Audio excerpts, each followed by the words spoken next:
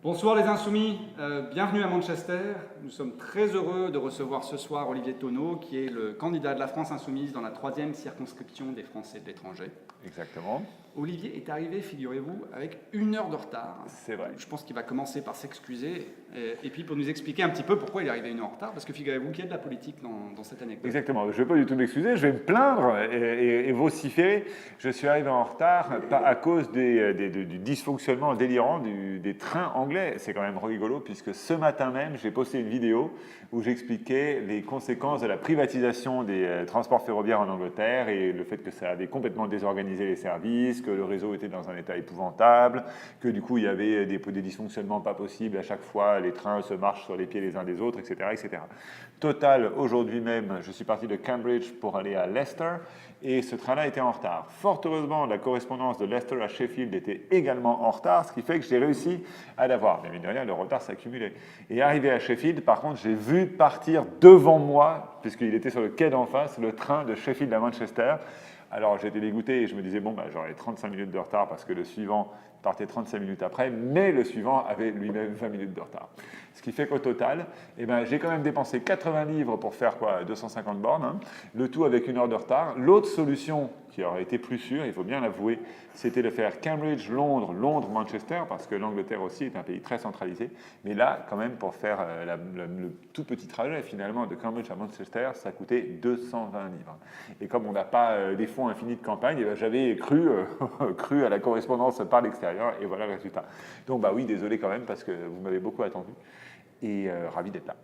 Est-ce qu'on peut dire, c'est une question politique, et pourquoi est-ce que, peut-être est-ce que tu peux élaborer un petit peu, expliquer pourquoi ça intéresse les Insoumis de France, parce que ça peut nous arriver assez vite. Absolument. Alors, je ne veux pas répéter de trop près ce que j'ai dit dans la vidéo que j'ai postée ce matin, mais vous savez que la privatisation des services publics, ça fait, et notamment des services de transport, ça fait partie des directives de l'Union européenne.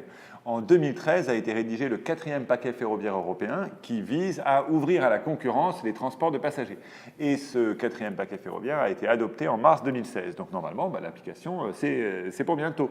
Et c'est d'ailleurs déjà été fait, cette ouverture à la concurrence, pour le cas des services des transports de marchandises en France. Et si vous voyez le très beau documentaire qui a été fait déjà en 2010 qui s'appelait Cheminots, vous verrez les cheminots complètement sidérés parce que tout d'un coup l'information n'est plus centralisée, donc ils voient passer, c'est comme ça qu'ils les appellent, des trains fantômes dans leur gare, des trains qui ne s'attendaient même pas à voir passer, enfin un truc absolument aberrant. Et alors là, du coup, je commence vraiment à me répéter, mais très vite. Ce qui est très frappant, c'est que quand il s'agit de privatiser, les opérateurs privés sont bien sûr très enclins à prendre à leur compte les parties lucratives du service, donc le transport de marchandises et le transport de passagers.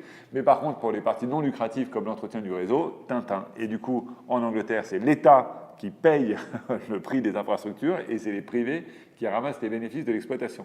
Et en France, pour le transport des marchandises, c'est exactement la même chose. Donc c'est sûr qu'il y a quelque chose d'aberrant dans ces politiques. Et on finit par se demander quand même si les gens qui font la politique à l'Union européenne sont aveuglés par le dogme de la concurrence libre et non faussée, ou s'ils sont tout simplement cyniques et s'ils défendent d'autres intérêts que les nôtres. Très bien. Alors, Olivier, peut-être pour les Français de Manchester et d'ailleurs, et du reste de la circonscription qui ne te connaissent pas encore, est-ce que tu peux nous dire un mot sur qui tu es, peut-être ton parcours et ton cheminement politique, et ce qui t'a amené, au bout du compte, à présenter ta candidature pour les législatives. Voilà, alors c'est drôle de faire ça à un point finalement assez tardif de la campagne, mais il s'avère qu'en fait, comme tout ça, le but c'est quand même de produire du matériel qui peut servir. Il s'avère qu'en fait, je n'ai pas vraiment eu l'occasion de le faire. Enfin, je l'ai fait plusieurs fois, mais dans des conditions catastrophiques, le son était pourri ou des choses comme ça. Donc, profitons-en et faisons-le maintenant. Donc, j'ai 42 ans. Et je suis prof de littérature française à l'université de Cambridge, où j'enseigne surtout les Lumières, donc Pascal, Diderot, Robespierre notamment. Et je me suis éveillé très très tard à la politique, à 34 ans. Voilà, quand je vois mes étudiants qui ont 18 ans et qui sont déjà au taquet, j'ai un peu honte. Et bon, donc ça s'est fait en 2011, si vous faites les maths. Et c'était la campagne présidentielle à ce moment-là. Et c'est là où j'ai été sensibilisé à la question de la crise démocratique et notamment de la corruption au plus haut sommet de l'État, notamment en lisant les livres d'Eva Joly sur l'affaire Elf. Pas ses livres de campagne pour EELV, mais ses livres en tant que juge. Et j'ai été sensibilisé à la question des inégalités et de la mondialisation par Arnaud Montebourg, qui est d'ailleurs, peut-être à cause d'un certain attachement nostalgique pour moi, c'est toujours pas le pire, et à la question de la crise démocratique et écologique par les travaux du parti de gauche. Et alors il y avait Mélenchon, et au début, bon, j'étais comme tout le monde, hein, j'étais un jeune homme normal, prudent, donc j'étais un peu effrayé de me voir moi-même tendre aux extrêmes, mais plus je l'écoutais, plus je trouvais qu'en réalité c'était le seul qui avait un discours cohérent face aux problèmes de notre temps. J'ai commencé à écrire un blog, et ce blog a eu un certain succès en fait. Et c'est peu à peu, alors que j'ai rien demandé à personne, et ben, des choses ont commencé à arriver. D'abord, deux dessinateurs de bande dessinée, Mélaka et Renaud Pixelu, m'ont contacté pour qu'on coécrive une bande dessinée sur le programme de Mélenchon. Elle a très bien marché et j'ai commencé à rencontrer un peu l'équipe de la France Insoumise à cette occasion. Et puis au moment de la présidentielle, j'étais en vacances parce que les universitaires ont la chance d'avoir beaucoup de vacances. Et donc j'écrivais comme un fou, un article de blog par jour, des articles dans le Guardian et dans Marianne et ailleurs. Et en fait, ils ont énormément circulé. Du coup, j'ai rencontré l'équipe nationale de campagne comme ça et les Insoumis de Londres m'ont contacté en me demandant si je voulais être leur candidat. Ça, c'était après les résultats du premier tour. Donc vous imaginez. À la fois, je me sentais très prêt parce que je pense que je connais très bien mon sujet, et aussi parce que j'ai une expérience du militantisme, parce qu'en Angleterre, je me suis engagé dans la People's Assembly Against Austerity, où on défendait par des actions de terrain vraiment très concrètes les services sociaux, etc. Donc même si j'avais jamais fait campagne, et même si tout ça se faisait très vite, je me sentais prêt. Par ailleurs, j'avais vécu la défaite de Mélenchon au premier tour vraiment très durement. J'ai chialé comme un veau tout le lundi. Et donc, je n'avais pas envie de retourner chez moi, la queue basse, comme avant. Et donc, j'ai accepté la suggestion d'être candidat aux législatives. Il y a eu un vote, hein, on a fait ça dans les formes. Et voilà, me voilà. C'est toute l'histoire. Très bien. Alors, Olivier, est-ce que tu peux nous entretenir un peu de l'esprit qui anime cette campagne législative? Et je précise un peu ma question. On est plusieurs à avoir vu le débat qui était organisé mardi soir par le Petit Journal, rien à voir avec Yann Barthès, mais donc le journal des Français de l'étranger, je crois, qui a organisé donc un débat avec les principaux candidats de la 3e circonscription à Londres.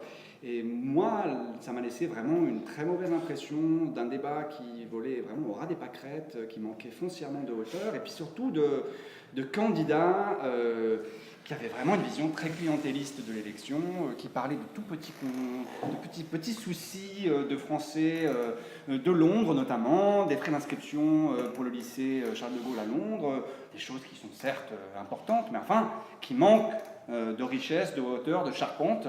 Et donc, est-ce que tu peux nous dire comment la France Insoumise, et toi, en tant que candidat de la France Insoumise, vous approchez cette campagne pour les élections législatives? Oui, alors c'est vrai que le débat, il y avait ce côté-là. D'ailleurs, il y avait cette expression qui revenait constamment de la communauté des Français de l'étranger. Alors vraiment incroyable. Et en même temps, j'ai été surpris parce qu'à la fin, j'ai dit que je trouvais ça invraisemblable que les Français soient toujours les premiers à hurler contre le communautarisme, et tout d'un coup, une fois qu'on est à l'étranger, on est une communauté. Et j'ai été étonné d'être très applaudi pour ça. Et après, je parlais avec un journaliste après la soirée, et je lui ai dit que j'avais été étonné, et il me dit « Mais tu sais, tu parlais pour 80% des gens, les gens, en fait, n'en ont rien à cirer de toutes ces histoires. » Enfin, ils en ont à cirer comme de n'importe quelle affaire pratique. Bon, évidemment, il y a une dimension pratique dans la vie, mais l'engagement politique, ça ne se réduit pas à ça. Donc je pense que c'est une erreur de la part des candidats qui étaient là. En fait, c'est typique d'une certaine... quelque chose qui est en fait un peu un certain mépris. C'est-à-dire qu'on imagine que les gens n'ont que leur petit intérêt en vue, et donc on fait campagne pour les petits intérêts des gens. Alors qu'en fait, les gens ont quand même d'autres horizons d'attente. Et nous... effectivement, on ne fait pas du tout campagne sous cet angle-là. D'abord, la campagne de la France Insoumise, c'est d'abord une campagne nationale. C'est-à-dire qu'on avait un programme à l'élection présidentielle, l'avenir en commun, et notre but, c'est le même, c'est appliquer ce programme. Si on obtient une majorité à l'Assemblée nationale, logiquement, il faudra que le gouvernement soit un gouvernement France Insoumise, et donc on aura les moyens de mettre en œuvre ce programme. Voilà. Nous, on considère que l'élection présidentielle a donné un résultat très ambigu et très bizarre, puisque apparemment, il y a 8% des Français qui soutiennent réellement le programme d'Emmanuel Macron, et une très grande part qui a voté pour lui comme vote utile. Donc on considère que rien n'est dit, qu'il n'est pas du tout évident que les Français veuillent ça. Si on compte en fait les pourcentages de vote de conviction, je crois que c'est pour Mélenchon qu'il y a le plus de gens qui ont voté par conviction. C'est quand même rigolo. Ce qui prouve à quel point, d'ailleurs, par parenthèse, les histoires de vote utile faussent le jeu. Donc on considère qu'on a un pôle fort de conviction et qu'on peut l'emporter et qu'on peut avoir une majorité et donc mettre en œuvre notre programme. Moi, personnellement, ça me va très bien parce que, effectivement, moi, je ne me suis jamais vécu comme un Français de l'étranger. Comme j'ai dit tout à l'heure, je suis engagé en Angleterre. Voilà, je vis ici, donc je me sens partie prenante de cette société et je lutte ici pour les droits sociaux ici. Mais comme je suis français, par ailleurs, je me sens attachés à ce qui se passe en France. Et puis, tout simplement, c'est un levier de pouvoir que j'ai. Parce que pour moi, si on arrive à appliquer le programme de l'avenir en commun en France, ça a des conséquences pour l'Europe. Et des conséquences positives. Et mine de rien, ce qui a des conséquences pour l'Europe a des conséquences pour le monde. Donc voter sur un plan national en France, ce n'est pas voter étroitement non plus pour des intérêts nationaux. C'est utiliser ce qui se passe dans un pays précis comme levier d'action pour changer les choses au seul niveau qui compte vraiment aujourd'hui, c'est-à-dire au niveau global. Enfin, les questions d'inégalité, de néolibéralisme et d'écologie, c'est des questions globales. Très bien, merci. Alors, si on peut continuer... J'aimerais poser deux petites questions sur des choses qu'on entend beaucoup en ce moment, à la télé, à la radio. Deux injonctions qu'on nous fait à nous, les personnes qui avons voté pour le programme L'Avenir en commun au présidentiel. La première injonction, c'est qu'il faut donner à Macron sa chance et lui donner une majorité pour qu'il puisse mener à bien les réformes pour lesquelles, malgré tout, il a été élu. Donc, première question, c'est qu'est-ce qu'on fait de cet argument qui consiste à dire qu'il y a une certaine logique dans le cadre institutionnel qui est le nôtre et dans la Ve République de donner à ce président une majorité pour qu'il mène à bien son programme. Première question. Et deuxième question, c'est quelque chose qu'on entend beaucoup et les communicants de Macron ont vraiment inondé les médias de cet argument et de cette idée qu'il faut dépasser le clivage droite-gauche, dépasser les logiques d'appareil, que tout ça c'est vraiment de la vieille politique contre-productive et que c'est dans une espèce d'union sacrée au centre de techniciens qu'on va vraiment faire avancer les choses. Voilà, j'aimerais t'entendre sur ces deux questions. L'argument qui dit qu'il faut donner une majorité à Macron, il est complètement absurde. Enfin, sinon, il n'y a plus d'équilibre des pouvoirs. Il faut simplement supprimer les élections législatives. Si les élections législatives ne servent qu'à entériner le résultat des élections présidentielles, en plus considérant les conditions dans lesquelles ce résultat a été obtenu, c'est-à-dire face au Front National et largement dans un vote contre, et non pas dans un vote d'adhésion, c'est plus la peine de faire des élections législatives. C'est ridicule.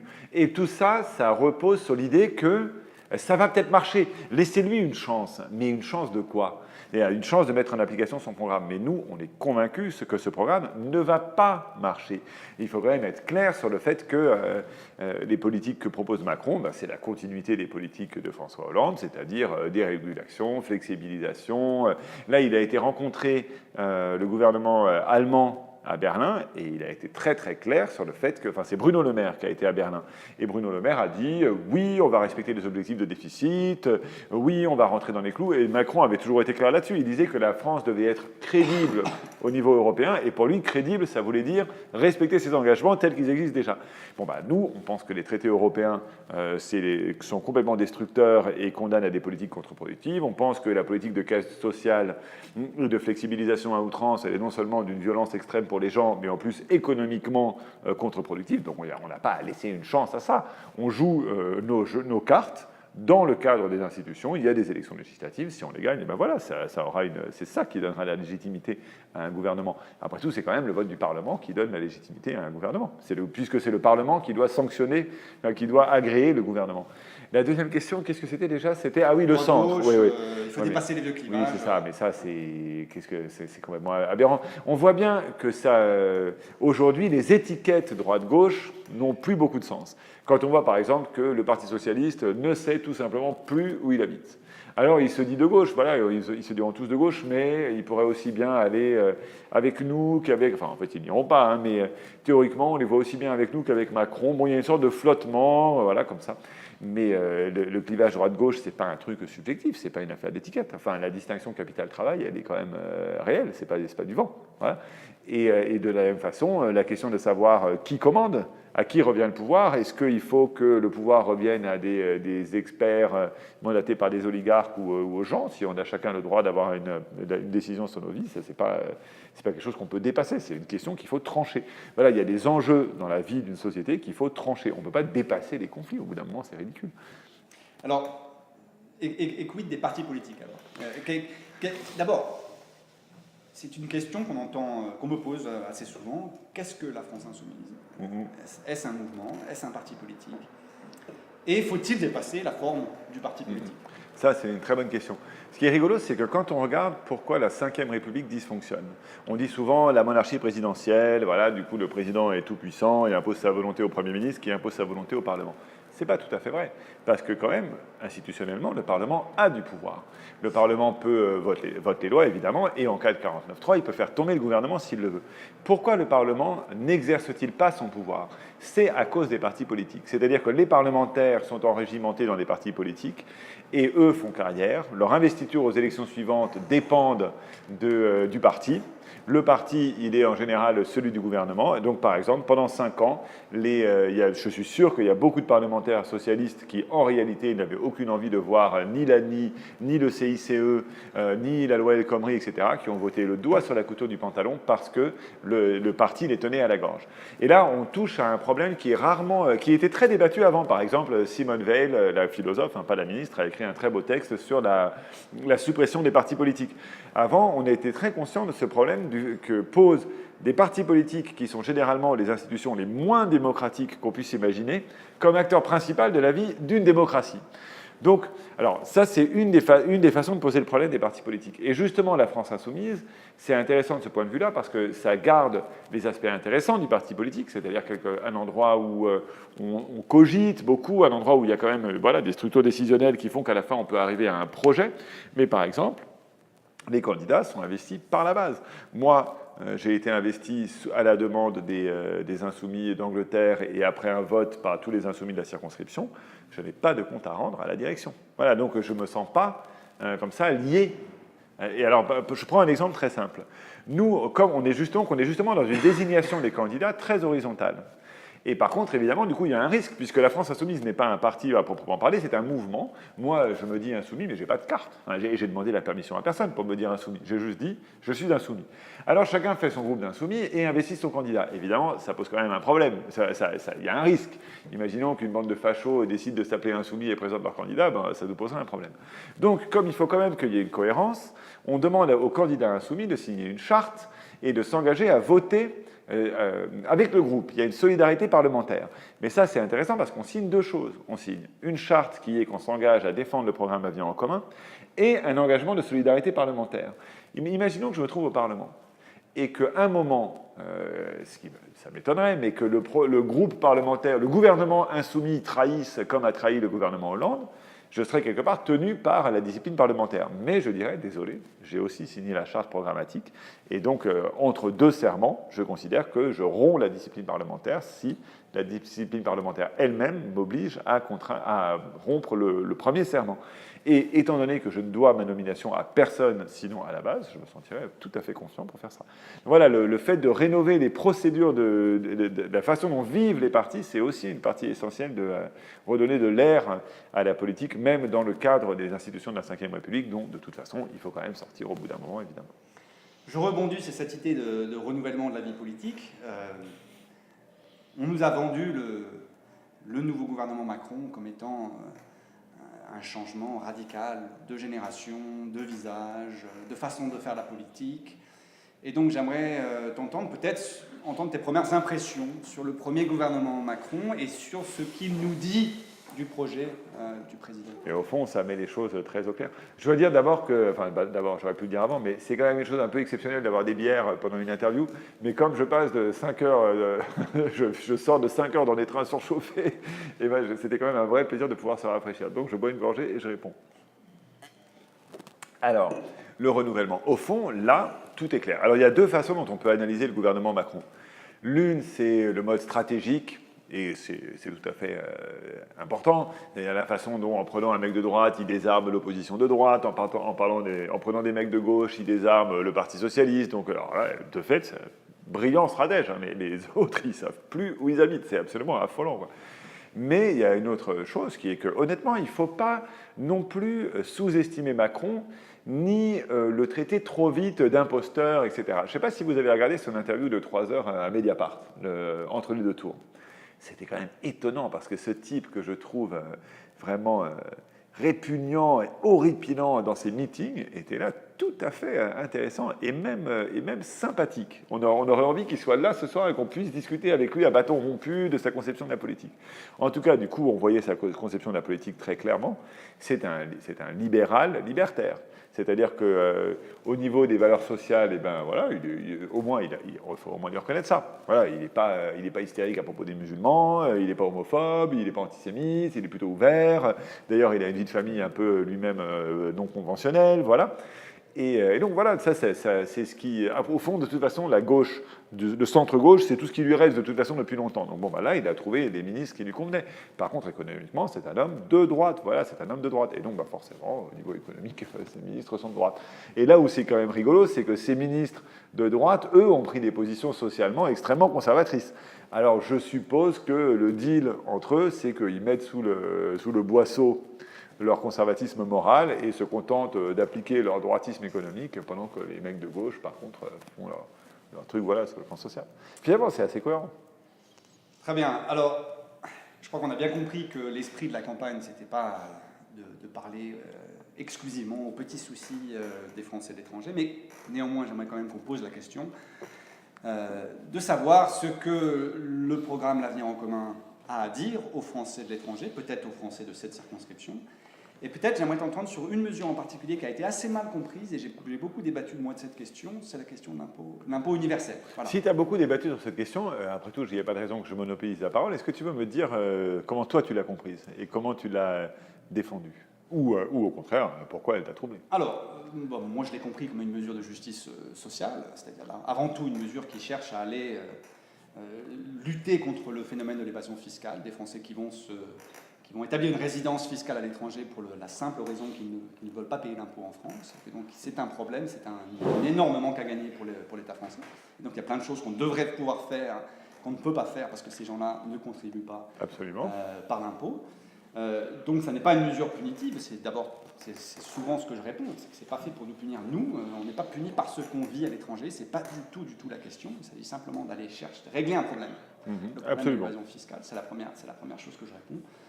La deuxième chose que je réponds, c'est que c'est quelque chose, me semble-t-il, qui est calqué sur un modèle bien établi maintenant, qui roule depuis plusieurs années, c'est le modèle américain. Lequel modèle américain n'est pas, encore une fois, punitif.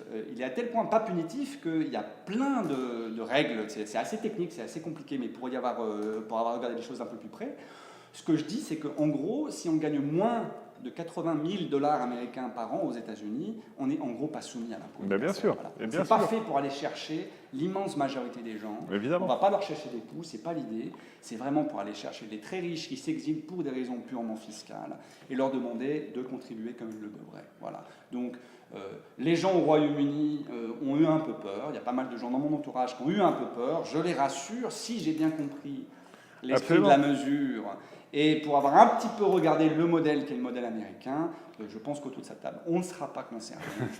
Et en plus de cela, même si on était concerné, je pense que ça serait une bonne chose et qu'on peut faire plein de choses avec. Donc, c'est peut-être là que tu peux prendre le relais. Alors, il y a encore des choses à préciser, mais tu as parfaitement compris. D'abord, il y a une autre chose qui a inquiété les gens, c'était l'idée d'avoir à faire... Alors, il y a des gens qui ont cru que c'était une double imposition. Pas du tout, puisque de fait, on paye ses impôts à l'étranger, point, et après, on paye à la France la différence entre ce qu'on aurait versé en France, ce qu'on aurait payé en France et ce qu'on a déjà payé à l'étranger.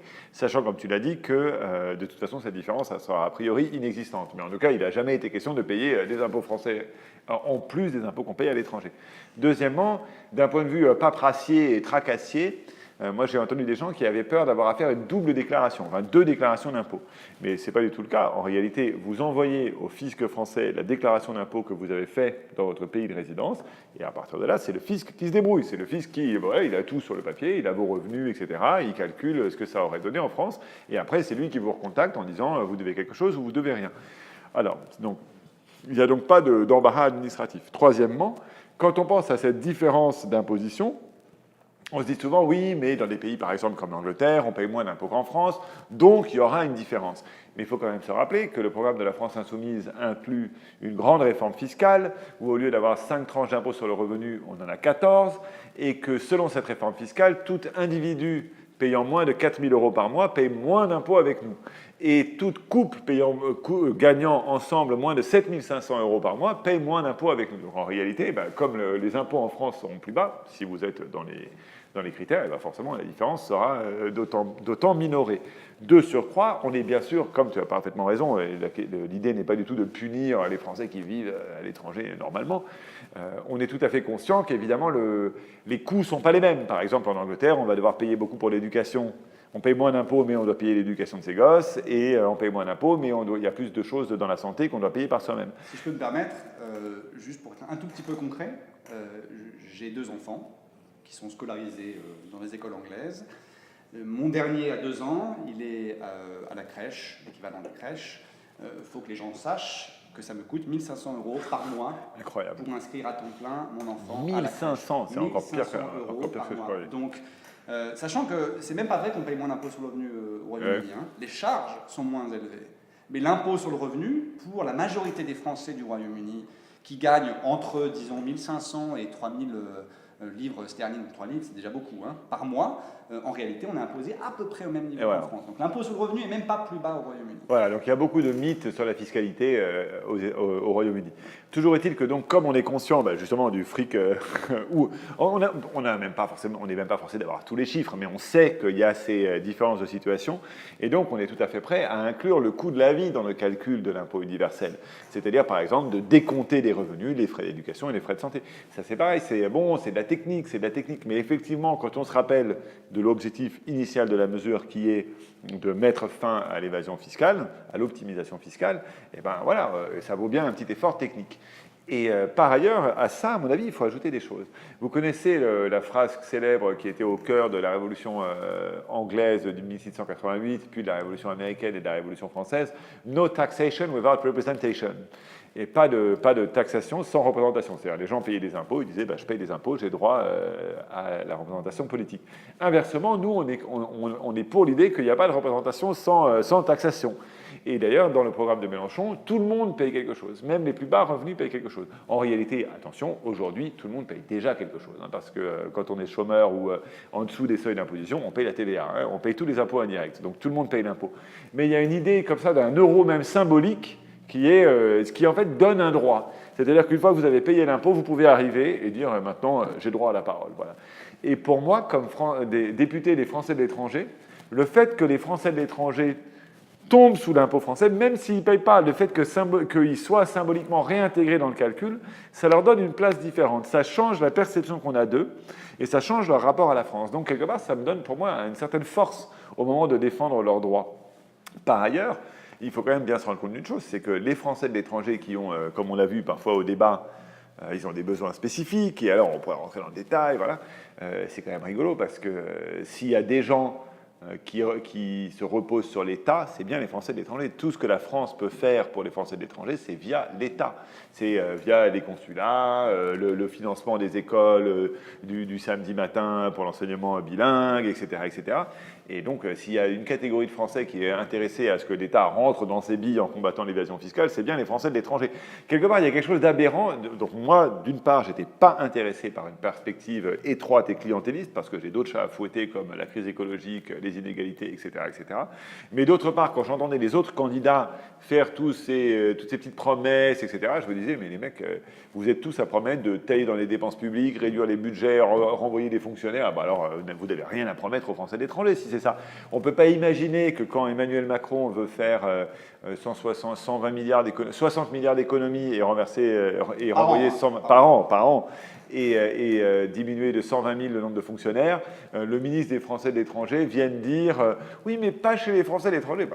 C'est évident qu'on n'a aucun poids dans l'arbitrage. Donc voilà. Bien, je crains que... Il fallait déjà en terminer. Il fallait déjà en terminer parce qu'on va se faire mettre à la rue. À la rue, et voilà. Donc, je voudrais simplement vous remercier à tous d'être venus ce soir. Merci Olivier de t'être joint à nous. Merci d'être venu à Manchester. D'ailleurs, il faut le dire, Manchester, ville insoumise s'il en est. Hein, absolument. Manchester, certes berceau du libéralisme, mais berceau du syndicalisme, du chartisme, des grands mouvements ouvriers, des suffragettes. Donc ville de tête dure. Absolument. Donc ça a beaucoup de sens, je pense, que tu sois là ce soir. Si vous nous regardez, que vous êtes dans le Grand Manchester ou dans le nord-ouest de l'Angleterre et que vous voulez vous joindre à nous, contactez Olivier et son équipe et on sera heureux de vous accueillir dans nos prochaines réunions. Merci. Et du coup, je conclue justement en disant que j'ai dit tout à l'heure que j'étais engagé en Angleterre dans la People's Assembly Against Austerity. La dernière fois que je suis venu à Manchester, c'était en 2013, je crois que c'était quand les Tories, donc la droite anglaise, avait fait son grand raout annuel ici et que la People's Assembly avait organisé conjointement avec les syndicats une grande marche pour défendre la NHS. Et on était, si je me rappelle bien, 50 000 quand même, formidable. Et par ailleurs, il faut quand même dire que c'est une ville que je connais aussi un petit peu parce que j'avais un ami qui vivait ici avant, qui est incroyable. Là, alors, vous vous rappelez, après les attentats au Bataclan, il y avait toute cette histoire, je suis en terrasse et tout ça. Là, en arrivant à Manchester de la Gare, c'est incroyable. C'est la ville la plus mélangée, la plus bigarrée, la plus joyeuse. Tout le monde fait la fête dehors. Enfin, voilà. Donc c'est un super plaisir de revenir à Manchester. Voilà. Merci à toi, Mario. Merci à vous. Et merci à vous. Au revoir.